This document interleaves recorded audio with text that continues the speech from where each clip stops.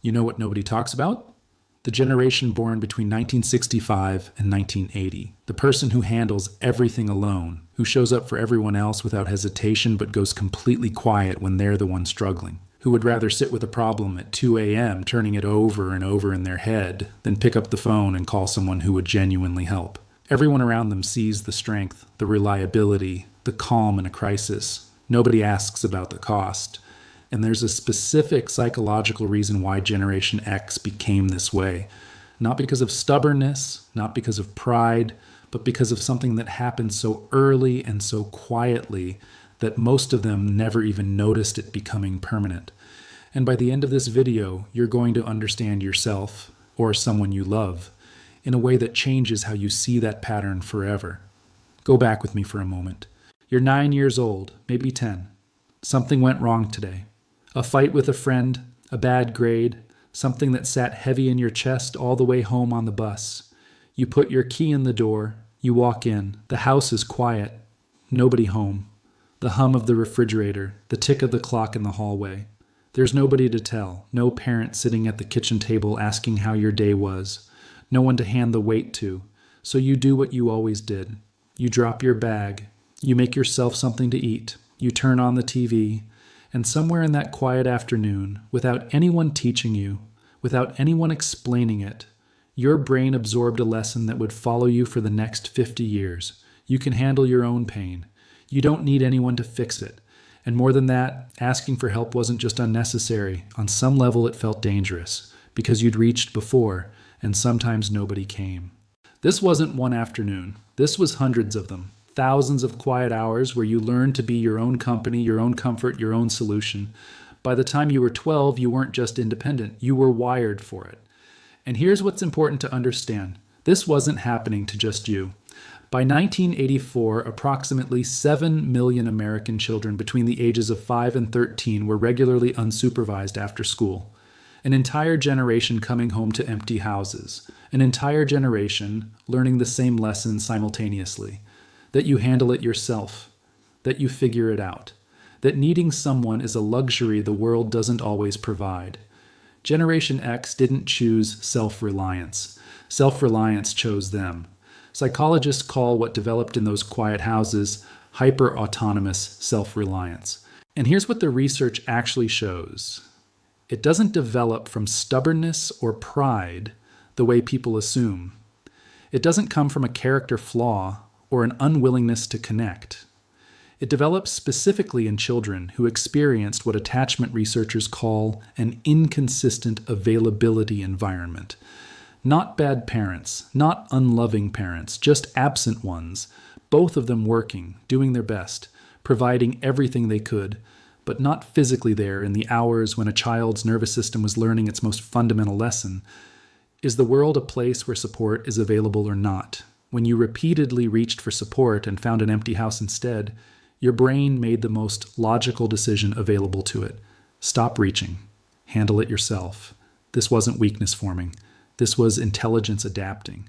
Your nervous system looked at the evidence available to it and drew a completely rational conclusion. The only person you can fully count on is you. And it hardwired that conclusion so deep that by the time you were an adult, it didn't feel like a decision anymore. It just felt like who you were. There's something else that reinforced this wiring. Generation X didn't just grow up in empty houses. They grew up watching institutions fail. They watched Watergate prove that the people in charge lie. They watched companies promise loyalty to their parents, then hand them pink slips anyway.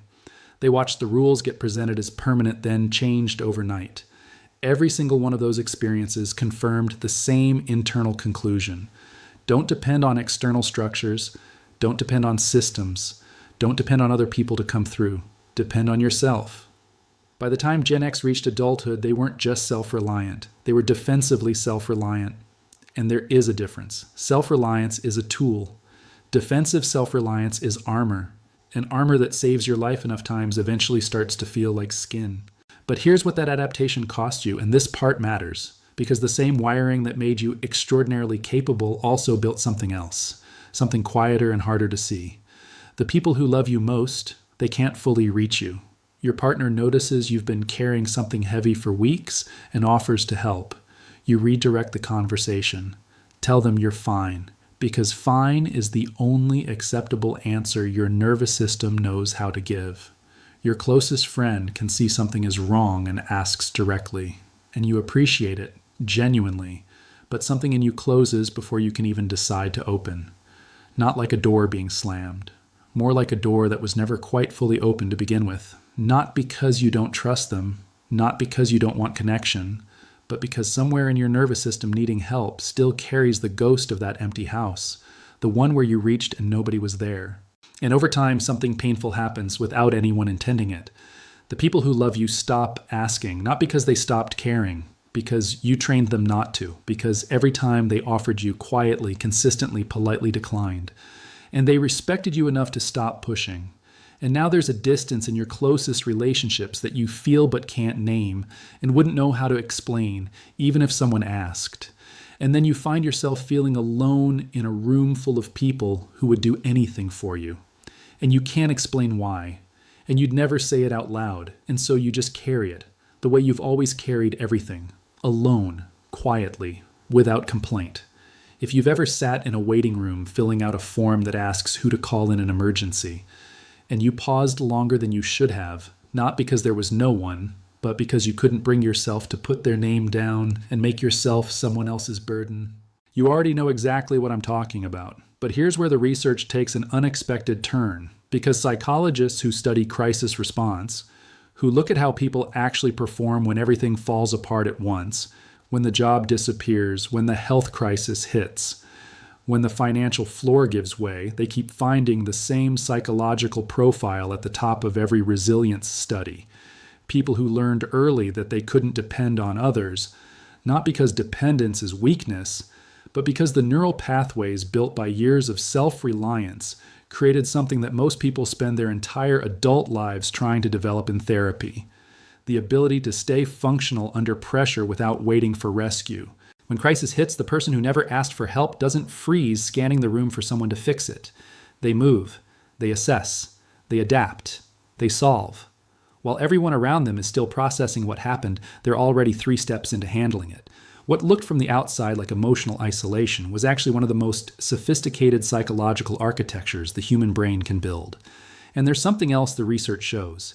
The same people who score highest on hyperautonomous self-reliance also score highest on a trait psychologists call other-directed reliability, the tendency to show up completely and without drama for the people around them. Think about that for a moment. The person who never asks for help is almost always the first person to give it, not because they're performing generosity, not because they want recognition, but because they understood on a cellular level what it felt like to need support and not have it, and made a quiet decision somewhere along the way that they would never be that for someone else. You became the person everyone calls in a crisis, the one who shows up without being asked, the one who handles it, stays calm, never makes it about themselves, and disappears quietly once everything is okay again, without waiting for a thank you. Not despite never asking for help, because of it. The empty house didn't just make you self-sufficient. It made you the kind of person who makes sure nobody else ever has to feel what that empty house felt like.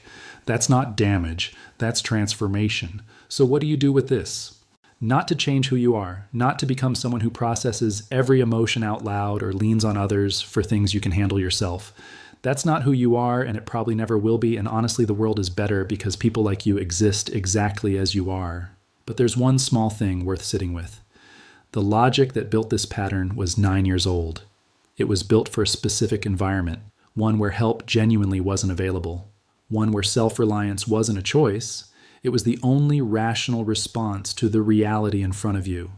But that environment is gone. The people in your life right now, the ones who offered and got quietly redirected, the ones who asked and got told you were fine, the ones who stayed anyway, they're not that empty house. They showed up, they stayed, they're still here. And there is a difference between self-reliance as your greatest strength and self-reliance as a reflex so old and so automatic that you can't tell anymore whether you're choosing it or whether it's just running on its own while you watch. You don't have to become someone who asks for help easily. That's not the goal. You just have to occasionally pause long enough to notice, is the house actually empty right now? Or have I just been acting like it is out of habit?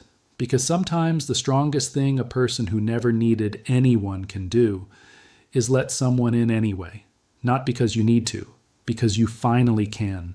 You never learned to ask for help because nobody taught you that help was safe. And then you spent the next 40 years becoming the safest person in every room you walked into. You didn't build walls, you built load-bearing walls. And everything standing in your life right now, your relationships, your work, the people who count on you without even realizing how completely, it's standing because you held it up, quietly, without asking anyone to notice, without needing the credit. That's not a flaw they forgot to fix in you. That's the whole point of you.